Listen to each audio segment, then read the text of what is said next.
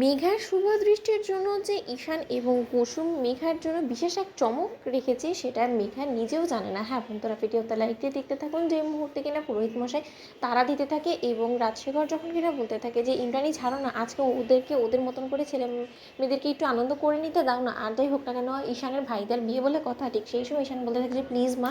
ঠিক সেই সময় পুরোহিত মশাই যখন বলতে থাকে যে নিন এবার তো কনেকে আনার ব্যবস্থা করুন, লগ্ন পেরিয়ে যাচ্ছে, আপনারা কেন যে এখনও তারা দিচ্ছেন না সেটাই তো বুঝতে পারছি না। অন্যদিকে কুসুম যখন সেখানে এসে বলতে থাকে যে মেঘা ম্যাডাম চলুন, আপনাকে বিয়ের আসরে সমস্ত লোকেরা ডাকছে এবং সমস্ত লোকেরা অপেক্ষা করে বসে আছে। ঠিক সেই সময় মেঘা বলতে থাকে যে বড্ড বেশি খারাপ লাগছে তোমাকে দেখে, কিন্তু তা সত্ত্বেও কী আর করবে বলো তো, তোমাকে বুকে পাথর চাপা কষ্ট নিয়ে হলো তো সমস্ত কিছু মুখ বুঝে সহ্য করতে হবে, কারণ তুমি তো না পারছো কাউকে কিছু বলতে, না পারছো সমস্তটা হজম করতে, কিন্তু তা সত্ত্বেও আজকে সম্পূর্ণরূপে আয়ুষ আমার হয়ে যাবে। তার পরবর্তীতে আয়ুষের জীবন থেকে, আয়ুষের মন থেকে কী করে তোমাকে মুছে দিতে হয় সেটা আমার খুব ভালো করেই জানা আছে। অন্যদিকে আয়ুষ যখন কিনা আড়ালে দাঁড়িয়ে এই সমস্ত কথোপকথন শুনে ফেলে এবং আয়ুষ যখন কিনা এই সমস্ত হুমকি ধামকি কথাগুলো রেকর্ড করে ফেলে এবং আয়ুষ বলতে থাকে যে আর তো কয়েকটা ঘন্টার ব্যবধান, তার পরবর্তীতে তোমার কপালে তোমার জন্য যে কতটা দুঃখ রয়ে গেছে সেটা আগে হিসেব তোমাকে সুদে আসলে করে দেই, তারপর তো আমাদের কথা তুমি ভাববে, তাই না?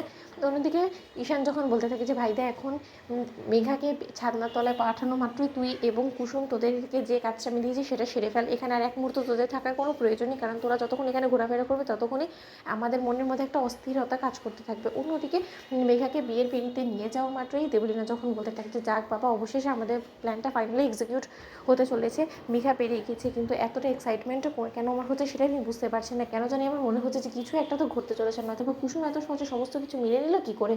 অন্যদিকে ছাদনাতলায় পৌঁছানো মাত্রই মেঘা যখন কিনা আয়ুষের ছদ্মবেশে তরি কাকার সামনে দাঁড়ায়, ঠিক সেই সময় মেঘা বলতে থাকে যে কী ব্যাপার, কেন এরকম করে চেহারা পরে আসে, আয়ুষ তো এতটা লাজুক নয়, তাহলে হঠাৎ করে আয়ুষের আজকে আবার কী হয়ে গেলো, এটা আবার নতুন নাটক শুরু করে দিল কেন। অন্যদিকে দেবলীনা যখন বলতে থাকে যে কী ব্যাপার, এটা তো কোনোদিনও আমি দেখিনি, এবারই কালচারের সঙ্গে তো এটা কোনো মতেই যায় না, ওরা আবার হঠাৎ করে আয়ুষকে এরকম চেহারা পরাতে গেল কেন, কিছু তো একটা গড়বড় আছে। অন্যদিকে পুরোহিত মশাই যখন বলতে থাকে যে নিন এবার শুভদৃষ্টি শুরু করুন, শুভদৃষ্টি সম্পন্ন হওয়া মাত্র মালা বদল হবে। অন্যদিকে মেঘা যখন কিনা শুভদৃষ্টি হয়, ঠিক সেই সময় মেঘা পান পাতাটা সরিয়ে ফেললো কোনো মতেই তরি কাকা যখন কিনা নিজের চেহারাটা উঠাতে এক পর্যায়ে দাঁড়িয়ে থাকে। ঠিক সেই সময় পুরোহিত মশাই বলতে থাকে যে কনের চেহারা আপনি কী করে দেখবেন বলুন তো, আপনি যে এত বড় একটা চেহারা পরে আছেন, এবার আপনাকে তো নিজের চেহারাটা সরাতে হবে না, তবে শুভদৃষ্টি হবে কী করে। ঠিক সেই সময় যখন কিনা শুভদৃষ্টি করার জন্য তরি কাকার এক পর্যায়ে চেহারাটা সিদ্ধার্থ তুলে দেয়, ঠিক সেই সময় সিদ্ধার্থ বলতে থাকে যে তরিদা তুমি এখানে কী করছো, এখানে তো আয়ুষার থাকার কথা। ঠিক সেই সময় মেঘা বলতে থাকে যে এই সমস্ত কিছু কী ফাজলামো হচ্ছে, আমি তো কিছুই বুঝতে পারছি, আমার বিয়ের আসলে এই সমস্ত কী। তো বন্ধুরা লাইক এবং শেয়ার করে সাবস্ক্রাইব করো।